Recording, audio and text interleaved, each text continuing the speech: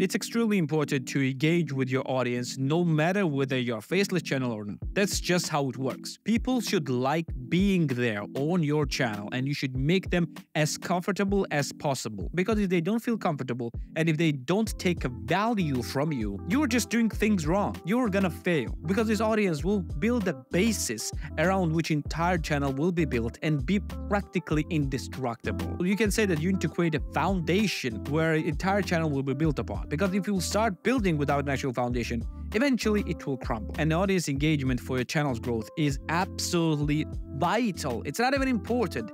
It's vital. You will not survive. Your channel will die without that. How many channels have you seen that have tens of thousands, maybe hundreds of thousands, maybe even millions of subscribers that can barely get few hundred views on their videos? That's because they do not have their core audiences. And when they do not have their core audiences, they are not able to grow consistently. All they do is just trying to reach newer and newer and newer audiences with every single views, and like that they're losing their older audiences without ever creating any core. And without that core, eventually any channel will die. There is just no saving from that. So what you need to do to save your channel? So what you need to do to engage actively with your community? Now first things first, you need to encourage viewers' feedback. That means that you need to actively encourage people to engage with your content. Now engagement-wise, there are not a lot of things that people can do. They can like your video, they can comment on your video, they can subscribe to your channel, and they can share this video. Only those 4 things can be done with your videos. Additionally, they can also check out descriptions, go to different links,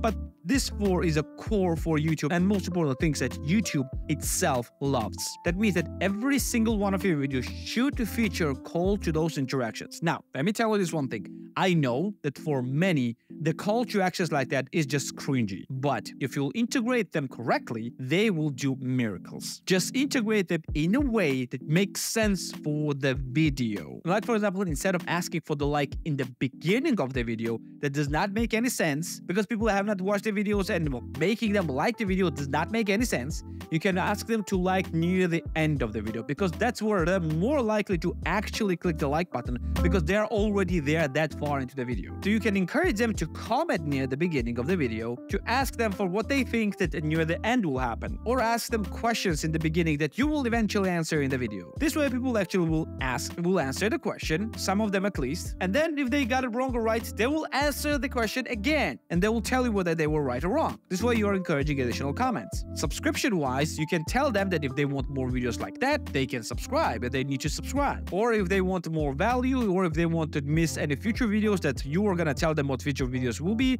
ask them to subscribe. This way people will more likely subscribe. As for the shares, now that's a little bit difficult. It doesn't really matter if you ask people to share your videos or not. Usually, if the video is shareable, meaning that it's funny, it's interesting, and it's usable for someone else, usually this video will be shared anyways. So just make the video that is shareable, meaning that people would want other people to see that video for different reasons. This way the videos will get much more shares. But even that is not all. Next part is actually engaging with the comments that the people will leave. Because if your viewers are giving you time to write the comments to your video, you should also give them a time to respond to these comments. No matter whether they are positive or negative, try to respond to every single one of them because it boosts your video's engagement and it also allows you to connect with your viewers more. That is very important. I've created dedicated viewer base just by answering the comments. And many of those dedicated viewers were my initial haters. But when we talked in the comments, even though they did not agree that I was right or they were wrong, they started respecting my opinion and they started to view my videos more. And they became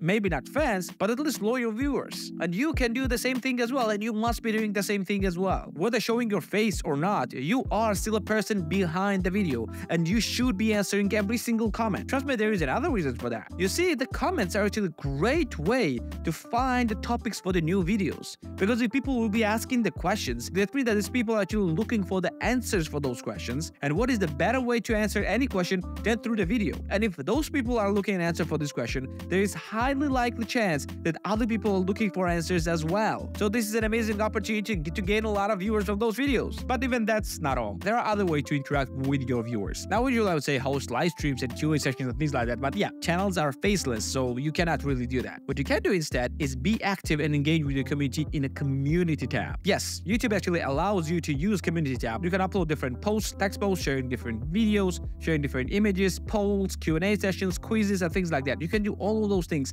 And I would suggest you to use those community tabs daily. This way your viewers will be able to see you every single day, no matter whether you upload the video or not. And you will be active in their feeds. And if they're active on these community posts, most likely when you upload the video, they will see your videos as well. And that's actually a very powerful thing. But again, even that's not all. You see, building the community within the YouTube is good, but you really need to build the community outside of YouTube as well. Because if something will go wrong, if I don't know, if you'll get banned or your channel will get hijacked or anything bad will happen, you need to have this core audience somewhere with you. And there are a few different options that you can use that. You can create a Facebook groups, or for the best option, you can actually create a Discord server where people can actually join you and communicate with you on a daily basis. You can share videos there, you can share additional tips there, you can just communicate with people, ask the questions, and things like that. So yeah, I suggest you create a Discord server as well. It's extremely powerful, and it will allow you to cultivate your viewer engagement even more and much more. Just make sure that you don't just create server for the sake of having a server. You should not be ghosting them. You should be actually communicating with them. Well, these are just a few examples how we can engage with your audience. But in the next lecture, we're going to focus more on how we can engage with other people's audiences, because the collaborations is a great way to take a leap into other people's channels. So we're going to be doing just that. I'm going to see you in the next lecture. Take care.